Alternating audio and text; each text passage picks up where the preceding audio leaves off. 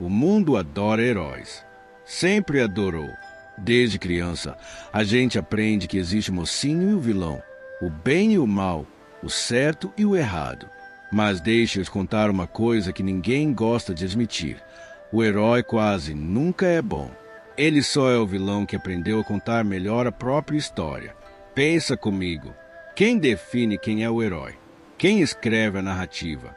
Porque na vida real não existe câmera lenta, trilha sonora épica ou narrador imparcial. Existe poder. E poder decide quem vira herói e quem vira monstro. Todo herói causa estrago. Ele destrói coisas, humilha pessoas, passa por cima de regras, quebra sistemas inteiros. A diferença é que, quando ele faz isso, chamam de sacrifício necessário. Agora, se outra pessoa fizer exatamente a mesma coisa, vira vilão. Repara como a história muda dependendo de quem está falando. Se você vence, você é visionário. Se perde, é louco. Se dá certo, é coragem. Se dá errado, é irresponsabilidade. O herói não é moral. Ele é eficiente.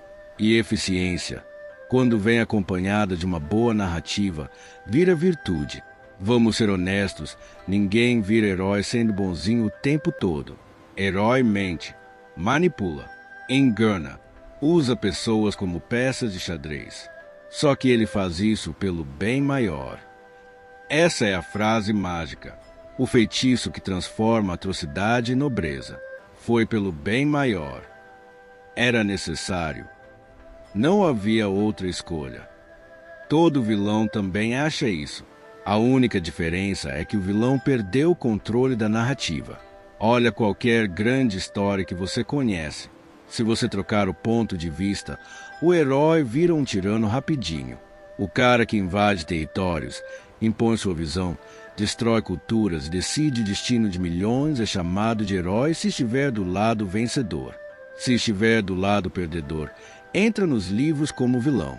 A moral vem depois da vitória. E isso não vale só para filmes ou história antiga.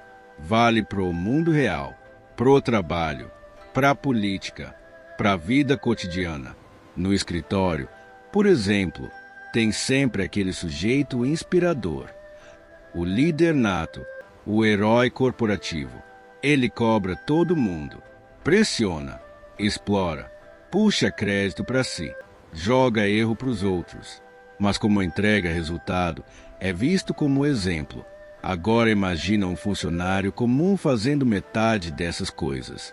Seria taxado de abusivo, tóxico, problemático. O comportamento não muda. Só o rótulo. Herói é o vilão que deu certo. E marketing é a maquiagem moral do mundo. A gente vive numa era em que quem controla a narrativa controla a verdade. Não importa o que você fez. Importa como isso é contado.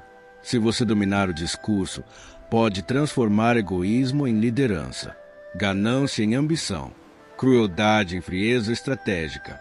O herói não pede desculpa. Ele justifica. E justificativa bem contada vira inspiração. É por isso que tantas pessoas confundem carisma com caráter. Confundem discurso bonito com ética. Confundem postura confiante com virtude. O herói fala bem. O vilão explica demais. Quem se comunica melhor ganha o papel principal.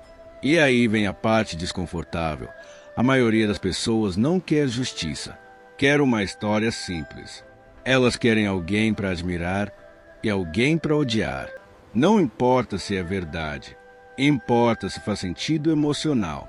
Por isso o herói nunca é questionado de verdade. Questionar o herói quebra a fantasia. E ninguém gosta de perder a fantasia que dá sentido à própria vida. O vilão, por outro lado, serve como depósito de tudo que a sociedade não quer admitir em si mesma. Ele carrega a culpa coletiva. Ele vira o bode expiatório. E o herói segue limpo. Mas observa bem, o herói só existe porque o vilão existe. Sem vilão, não tem glória.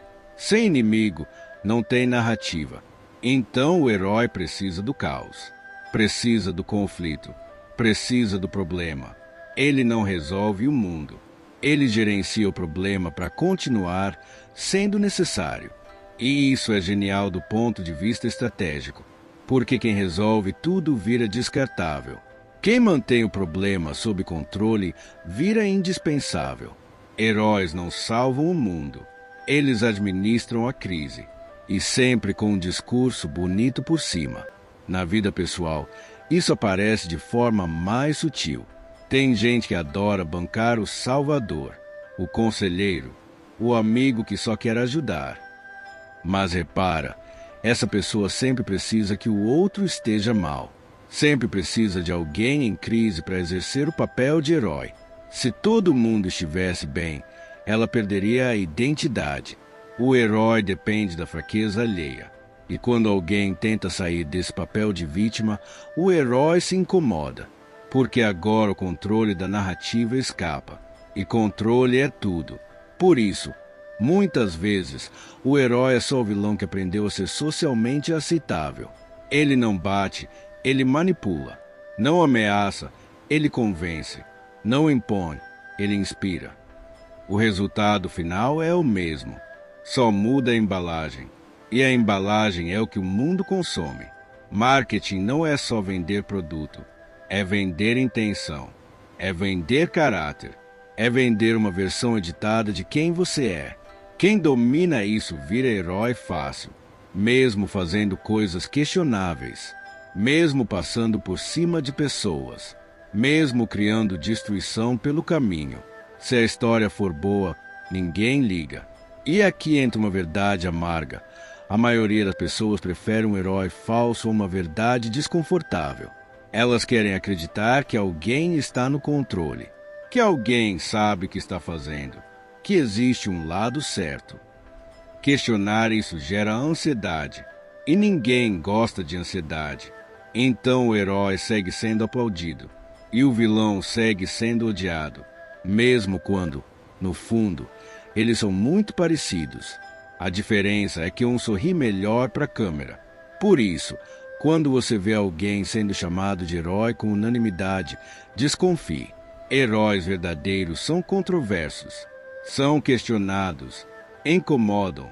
Quando todo mundo concorda, é porque a narrativa venceu. E talvez a pergunta mais importante não seja quem é o herói, mas sim quem está contando essa história. Porque no mundo real, o herói raramente é inocente.